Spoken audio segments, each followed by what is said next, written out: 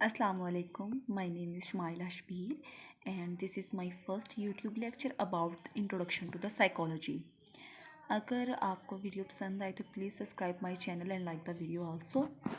Okay, first of all हम यहाँ बात करेंगे कि साइकोलॉजी बेसिकली है क्या चीज़.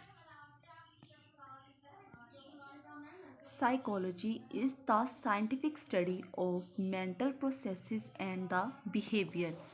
साइकोलॉजी बेसिकली है क्या, ये साइंटिफिक स्टडी है मेंटल प्रोसेसेस एंड बिहेवियर की. साइंटिफिक स्टडी का मतलब ये है कि ऐसी चीज़ जो साइंटिफिकली अप्रूव्ड हो, जिसके ऊपर मुकम्मल तहकीक की गई हो. लाइक कोई भी चीज़ जो बगैर प्रूव ना की गई हो तो हम उससे कहते हैं ये साइंटिफिकली अप्रूव नहीं है. लेकिन साइकोलॉजी है, ये सोशल साइकोलॉजी का सब टॉपिक है, सब सब्जेक्ट है. ये साइंटिफिकली अप्रूव्ड है और ये बेसिकली स्टडी है मेंटल प्रोसेसेस एंड बिहेवियर की. अब यहाँ पे क्वेश्चन अराइज होता है कि मेंटल प्रोसेसेस हैं क्या चीज़. तो मैं यहाँ पे सबसे पहले हम ये बात करेंगे कि मेंटल प्रोसेसेस क्या हैं. तो यहाँ पे मैंने एक डिफरेंस दिखाया हुआ है माइंड एंड ब्रेन का.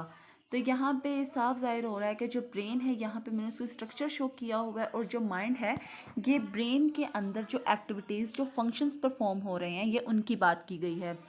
तो जो ब्रेन है बेसिकली ये रेफ़र ही करता है हमारे फिज़िकल ऑर्गन को जो हमारे हेड में है.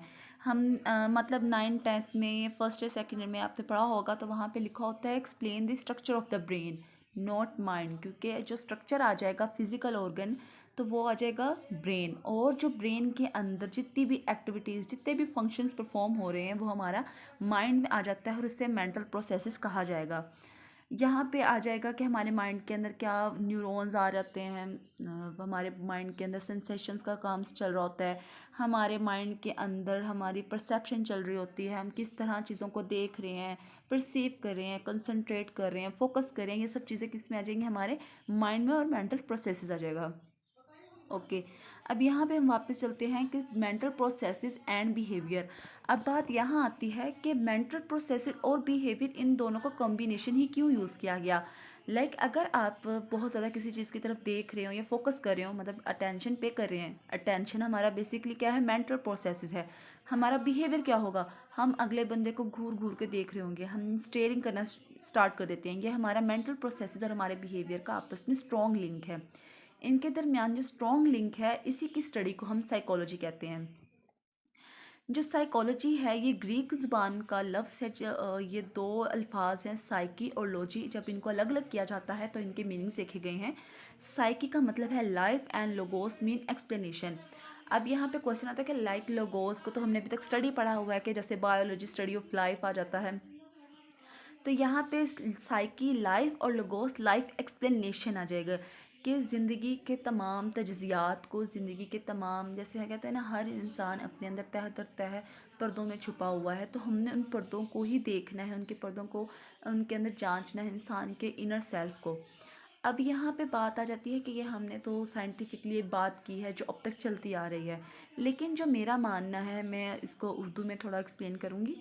मेरा ये मानना है कि जो साइकोलॉजी है बेसिकली इसको उर्दू में जिस तरह नफ्सियात कहते हैं, तो जिस तरह हमने इंग्लिश में साइकोलॉजी को दो अल्फाज में अलग अलग किया साइकी एंड लॉजी में, अगर हम उर्दू में इसके अल्फाज को अलग अलग करें नफ्सियात, तो मेरा ये मानना है कि जो नफ्स है ये हमारा इनर सेल्फ है, हमारी इनर अर्जीज़ हैं, हमारे थॉट्स होती हैं. लेकिन कुरान पाक में भी है और इस्लाम में, हमारे दीन इस्लाम में इस बात में बहुत ज़्यादा फोकस किया गया है कि अपने नफ्स को काबू में करो. जब इंसान अपने नफ्स को काबू नहीं करता, उस पर कंट्रोल नहीं रखता, तो उसका नफ्स इंसान पर हावी हो जाता है. तो इंसान अपनी जो लाइफ के जो फंक्शंस हैं वो अच्छी तरह परफॉर्म नहीं कर सकता. तो इसलिए कि हमारे नफ्स का हमारे साथ क्या लिंक है, इसी को नफ्सियात कहते हैं.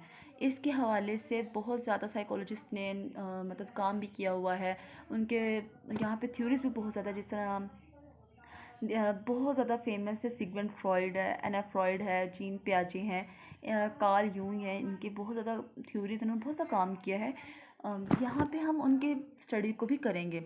इंशाल्लाह मैं वो नेक्स्ट लेक्चर में वीडियो में अपलोड करूँगी. तो काइंडली अगर आपको मेरी वीडियो अच्छी लगी है, हमारा लेक्चर पसंद है, तो like my video and subscribe my channel. Thank you so much.